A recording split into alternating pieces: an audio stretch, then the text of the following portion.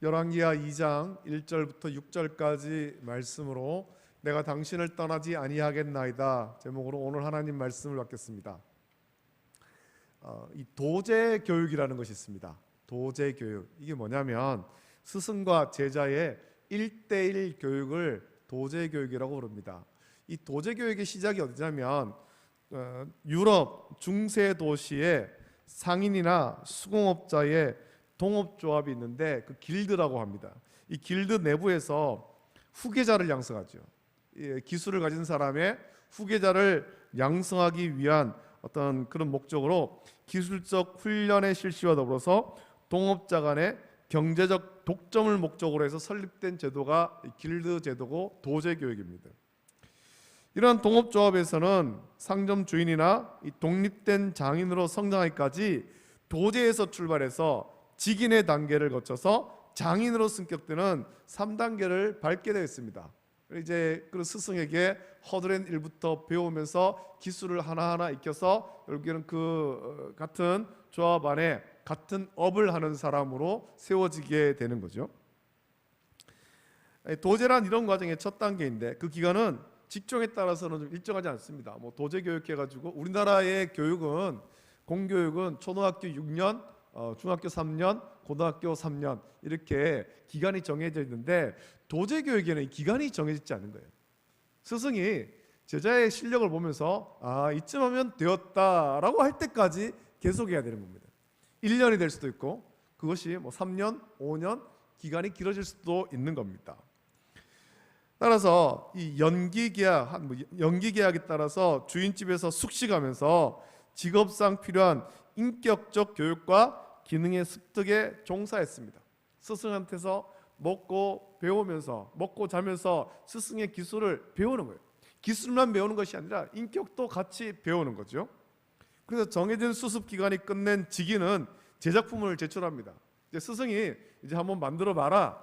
내가 그동안 너에게 기술을 가르쳐줬는데 갈고 닦은 실력으로 한번 작품을 만들어 보아라, 제품을 만들어 보아라 라고 하고 이제 그 스승이 보았을 때 이만하면 되었다라고 하면 그렇게 통과되는 거죠. 드디어 스승에게 인정받는 그런 기술자가 되는 것입니다.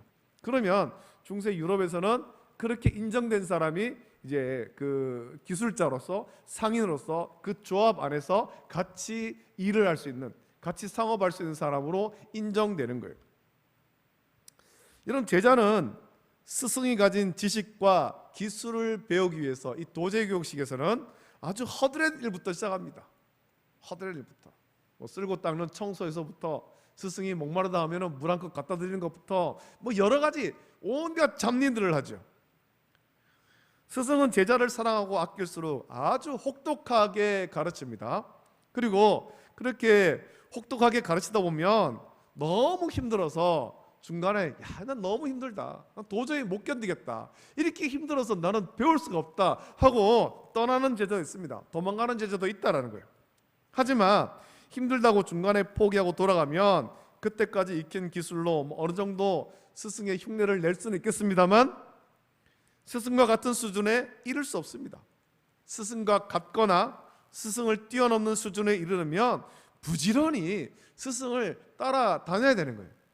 허드렛 일 시킨다고 나는 기술 배우러 왔는데 뭐 이런 거 시키냐, 이런 하찮은 것 안 한다, 그렇게 해서는 안 되는 거예요. 스승이 인정할 때까지 그렇게 계속해서 따라다니면서 배워야 되죠.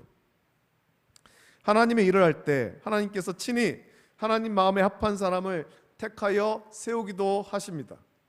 아브라함을 부르실 때, 모세를 불러서 또 출애굽의 사명을 줄 때, 또 구약의 여러 선자를 세울 때 그렇게 하시죠. 다윗을 이스라엘 왕으로 세울 때도 그랬습니다.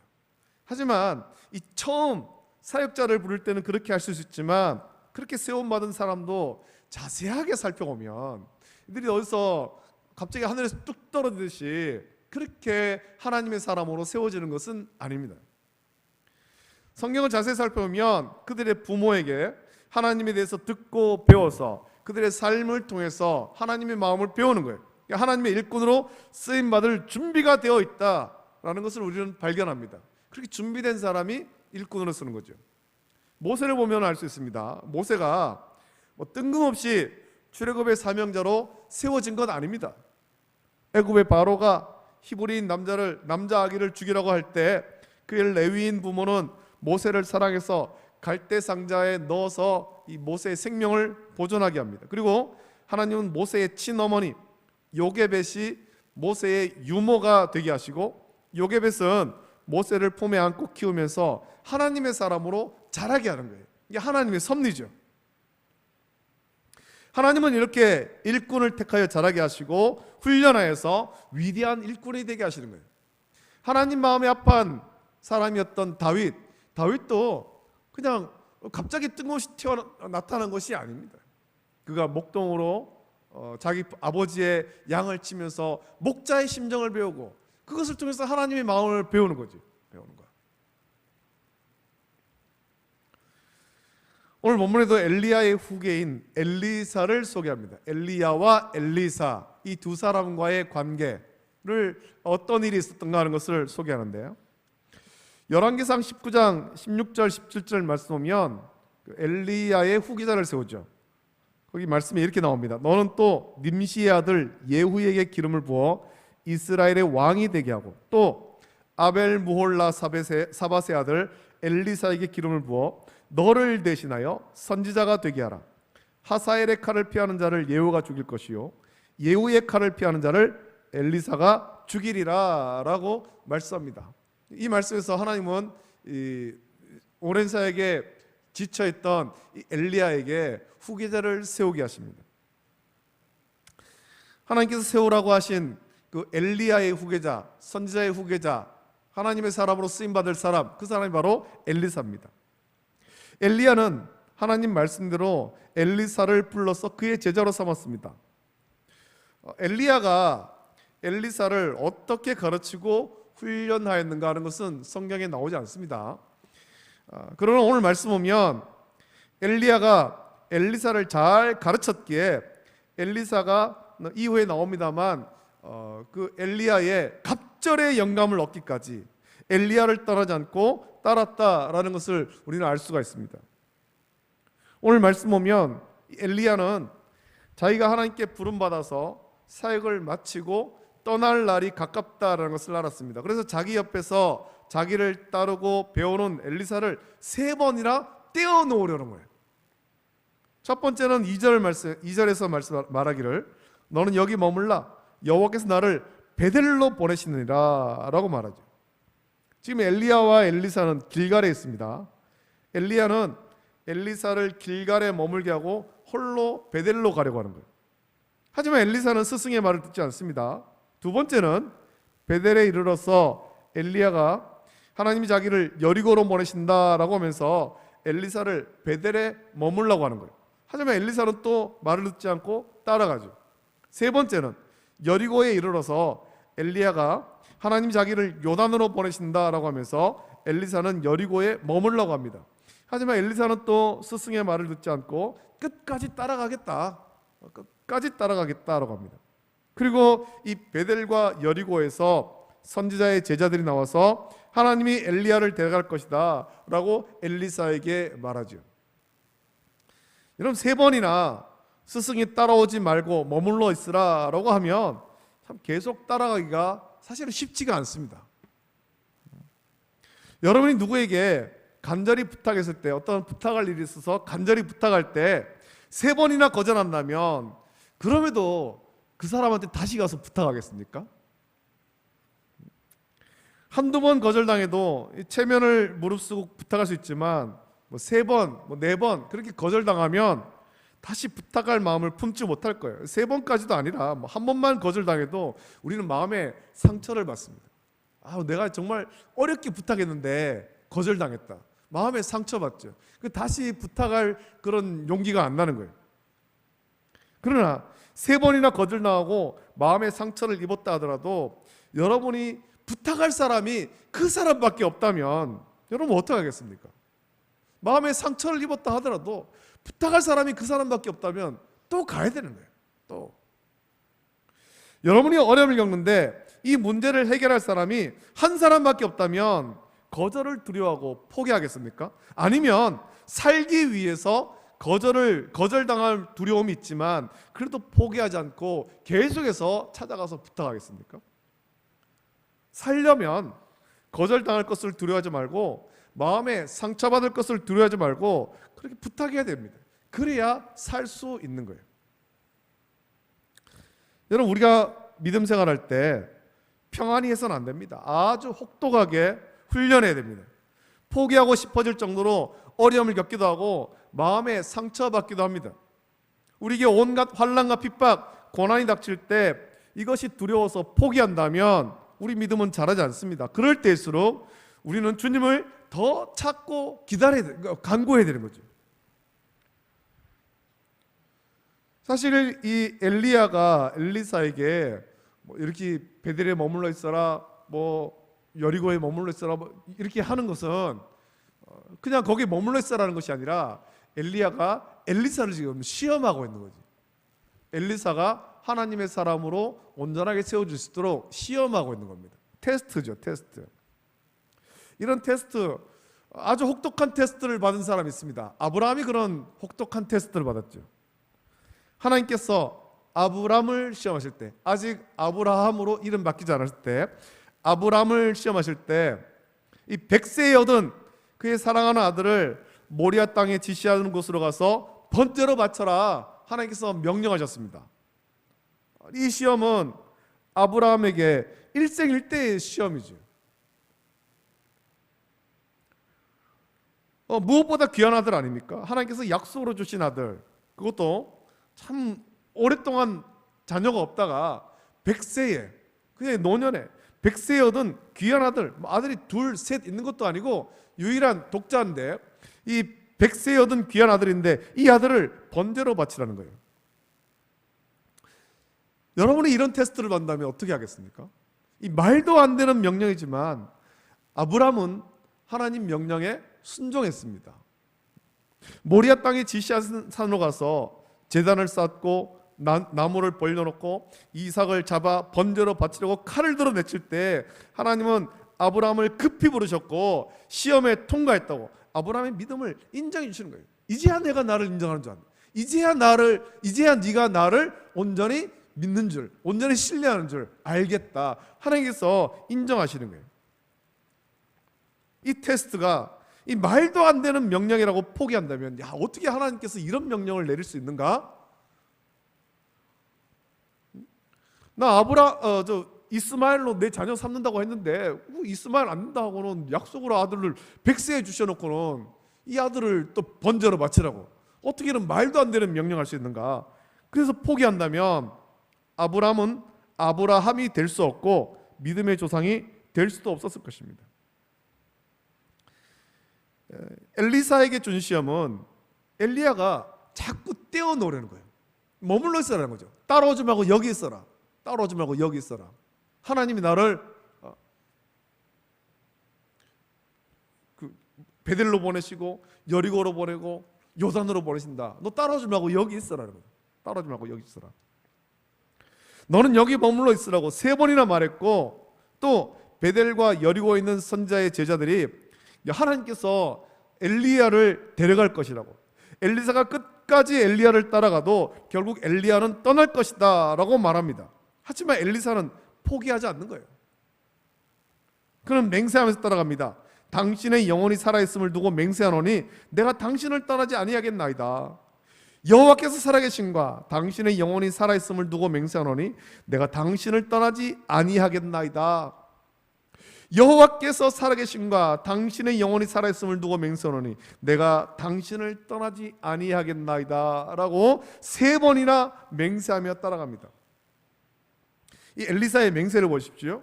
하나님의 살아계심과 엘리야의 영혼이 살아있음을 두고 맹세하는 것입니다만, 그 의미는 자기가 살아있는 동안 절대 하나님이 보낸 이 엘리야를 떠나지 않겠다.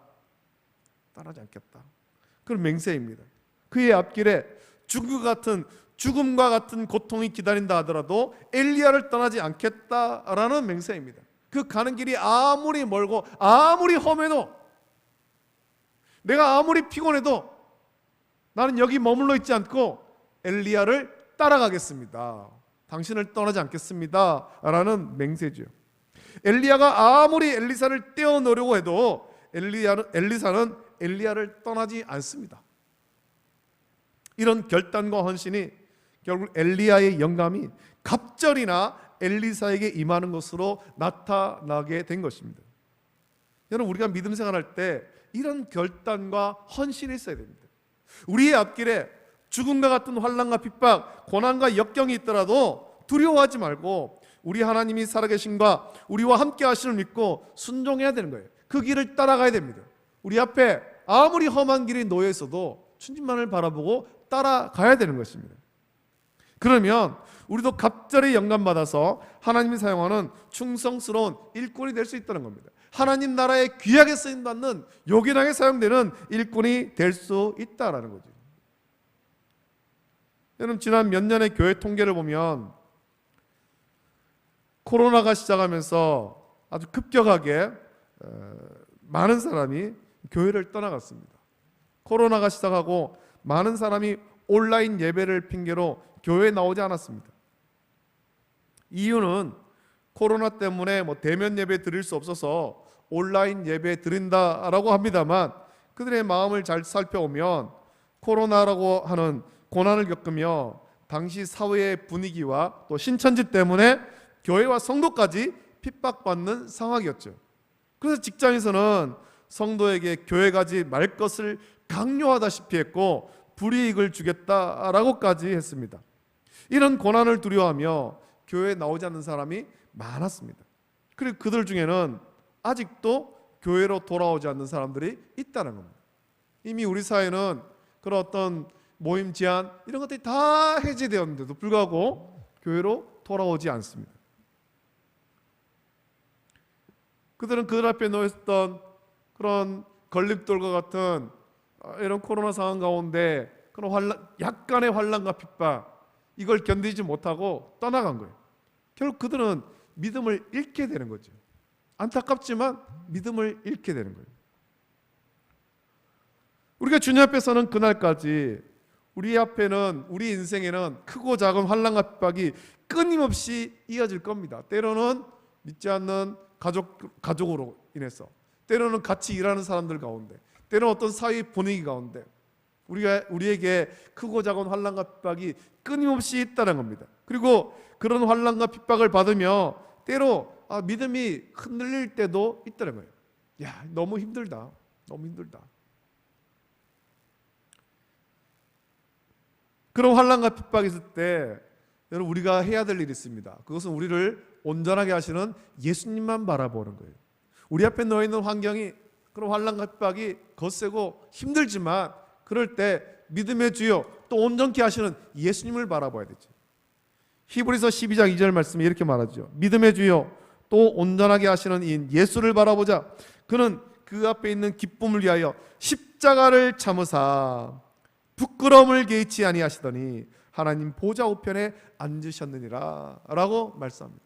예수님이 당한 고난, 그 고난, 우리가 지금 당하는, 우리에게 있는 어떤 약간의 환난과 핍박과 고난과 역경, 예수님이 당한 고난에 비하면 아무것도 아닌 거예요. 아무것도. 우리가 당하는 부끄러움은 예수님이 당한 부끄러움에 비하면 아무것도 아닌 거예요. 아무것도. 우리에게 환난과 핍박을 당할 때, 그런 어려움이 있을 때 믿음의 주요 온전하게 하신 예수님을 바라보십시오. 예수님이 우리를 구원하기 위해서, 나를 구원하기 위해서 그 고난과 부끄러움을 참으셨던 것을 기억하면서 우리 또한 이 고난과 역경 가운데 좌절하지 말고 주님 바라보면서 끝까지 가야 되는 거예요. 끝까지.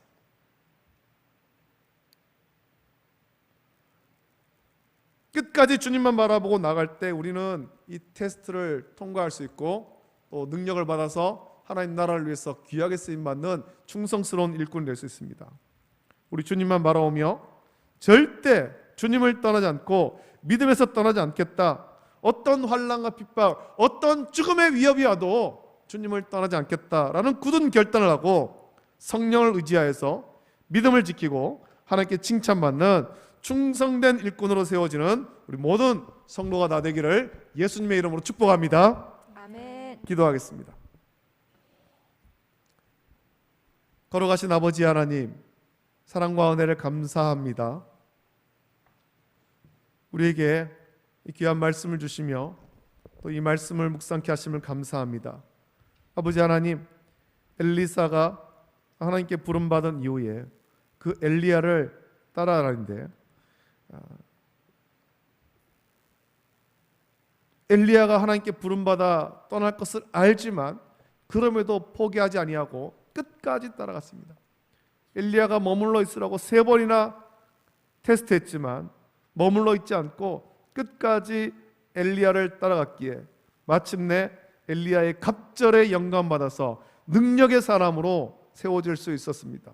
오늘 이 엘리사와 같이 우리를 또한 우리 앞에 놓여 있는 온갖 테스트 또 시험과 고난, 역경 이 가운데 좌절하지 말고 포기하지 말고 믿음의 주에 온전하게 하시는 예수님만 바라보면서 끝까지 주님과 신 그 길을 따라갈 수 있도록 은혜를 주시고 성령을 충만히 받아서 하나님 나라의 귀하게 쓰임받는 일꾼으로 세워질 수 있도록 엘리사와 같이 능력의 사람으로 세울 수 있도록 복내려 주시옵소서. 거룩하신 예수님의 이름으로 감사하며 기도드립니다. 아멘.